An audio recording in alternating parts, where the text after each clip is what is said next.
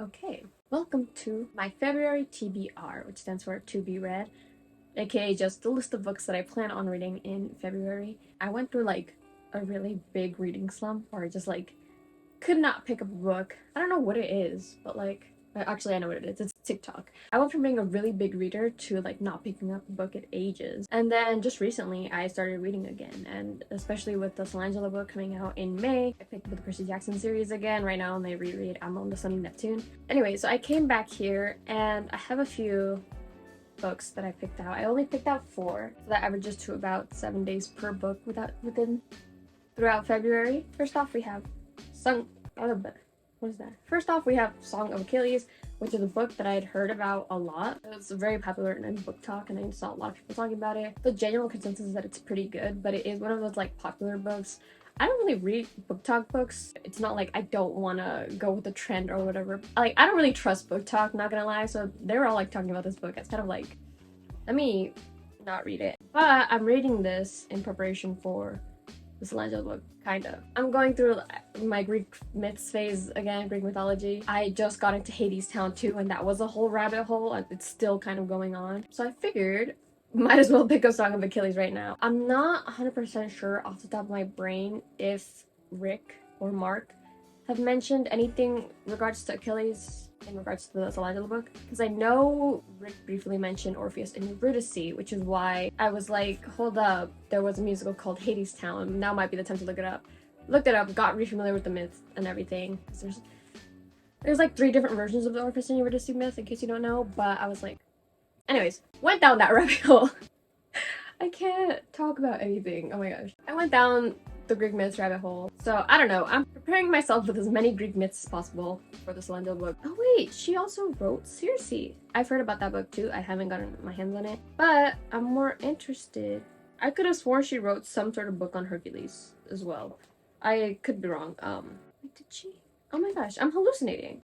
I'm so confused now. Anyways, yeah, I don't know. I heard a lot about this book. Greek myths. I don't know. I'm interested in picking this one up. This is book number 1.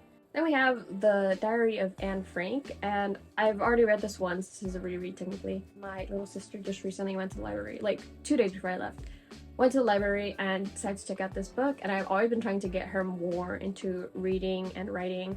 She's really interested in Anne Frank's life and stuff like that, and so, I'm hoping that she finds some interest in reading this book, and I figured, because I had a copy of it, I would reread it as well, just so that way we can talk about it or something. She's not a big reader, but she was really interested in this book, and so I'm hoping to keep that going. I figured I'd reread it. And then this is actually going to be another, technically a reread, but not really, because this is the uncensored version, the uncensored picture of Dorian Gray, because, just in case you don't know, apparently the first version was pretty censored in the whole, history would call them best friends sort of way, And so this is the uncensored version. It doesn't necessarily mean that it's explicit or anything. Why is it starting here? Oh my gosh, this whole first thing is just textual introduction. That's really funny actually. I didn't notice that. But yeah, I love The Picture of Dorian Gray. It is one of my all-time favorite books. I love Oscar Wilde. I have his autobiography too. I'm reading it in chunks.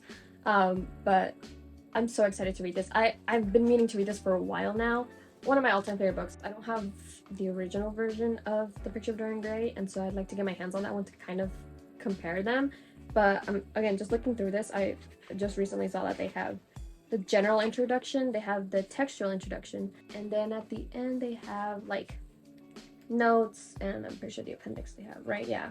And so I feel like this kind of covers most of the ground, but still I'd like to see the difference. It's been a while since I read The Picture of Dorian Gray last. And then finally, this chunk of a book, which is, oh my gosh, it's 800 pages, 823.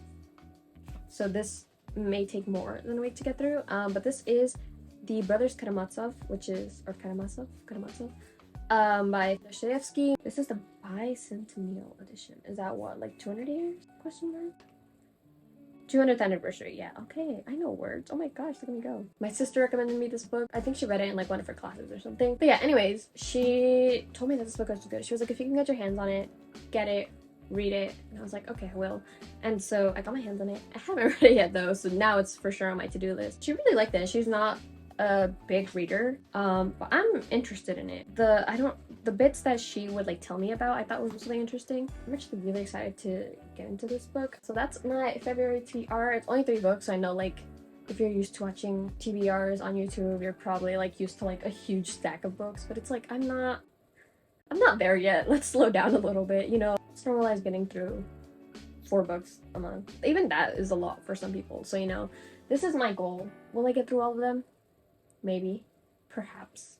We'll find out.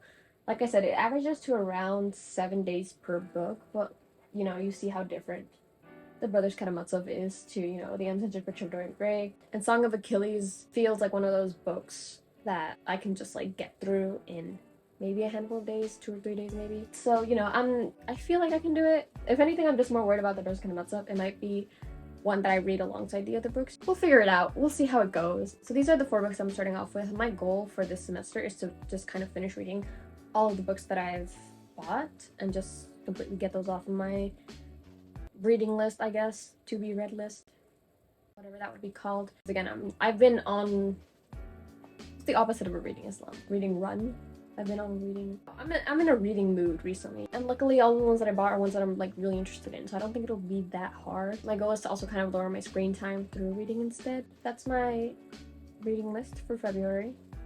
You can comment down yours if you're so inclined to do, or actually if you have any book recommendations, put them down. That's all for today's video. I guess I'll see you tomorrow if I'm consistent with this. Bye!